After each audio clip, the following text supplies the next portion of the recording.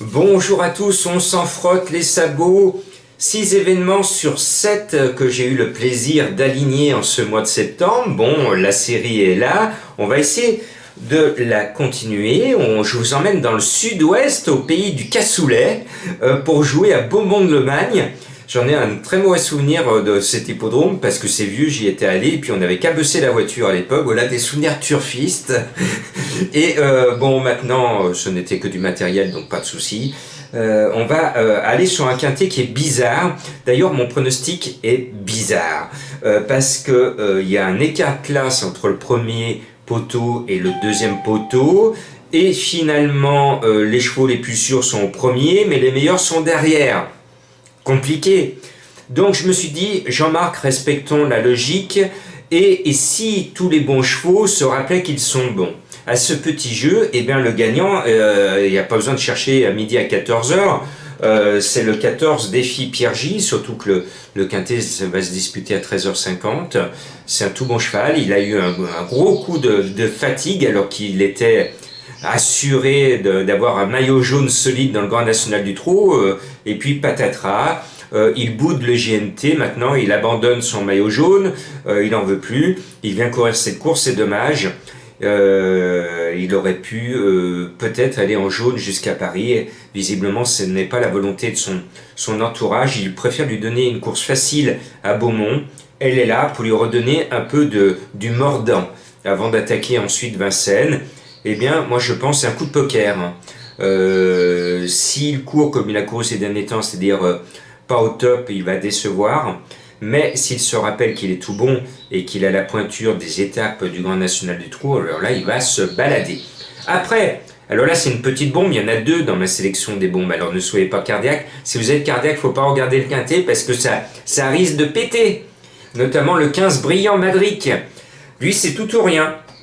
Il peut même être premier ou distancé, un peu comme Jean-Michel Bazir.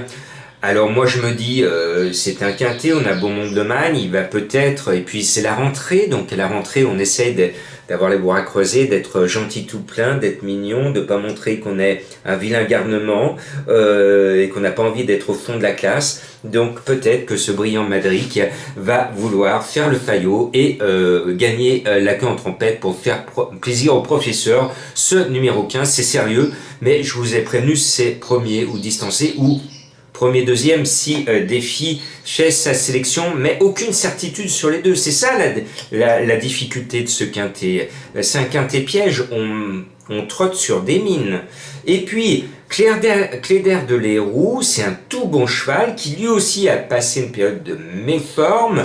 Rien n'allait plus, et puis tout d'un coup, la dernière fois, eh bien, il s'est rappelé qu'il était bon, il s'est ouvert les poumons, et elle a montré ce jour-là qu'elle avait de nouveau envie de trotter. Alors elle aussi, si elle se souvient qu'elle a une valeur supérieure à tous ceux qu'elle rencontre aujourd'hui, elle pourrait gagner et faire plaisir à son entourage, chez qui elle est passée.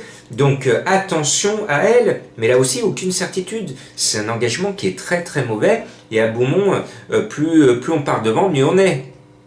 Alors justement, c'est devant qu'il y a plus de certitude. Et là, je vais respecter l'ordre des mieux engagés, puisque je vais vous proposer le 9, 8, 7, 6, 5, 3, en vous donnant le 8 d'Amour Giel en coup de cœur. Je l'aime bien, avec son nom d'Amour, c'est normal qu'il ait mon coup de cœur. Et puis, par son nom, on va mettre Démocrate, le 7, bien engagé, je vote pour lui. Et puis, un autre nom rigolo, c'est Campion Mio, le numéro 6. Alors lui, c'est la deuxième bombe. S'il reste sage, il va être très dangereux. Et puis s'il joue les coquins, il va aller au piquet.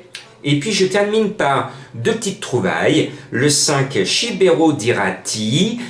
Et le 3, Doron Bim. N'ayez pas peur si Mister Bim garde ses chaussures, il est mieux ferré. Voilà, alors je vous ai prévenu, c'est un quintet bizarre, quintet piège, on risque peut-être d'avoir de grosses surprises, mais la forme est là, 6 sur 7, on va essayer de faire 7 sur 8. Et oui, j'aime bien les bonnes notes moi aussi, pour faire ma rentrée.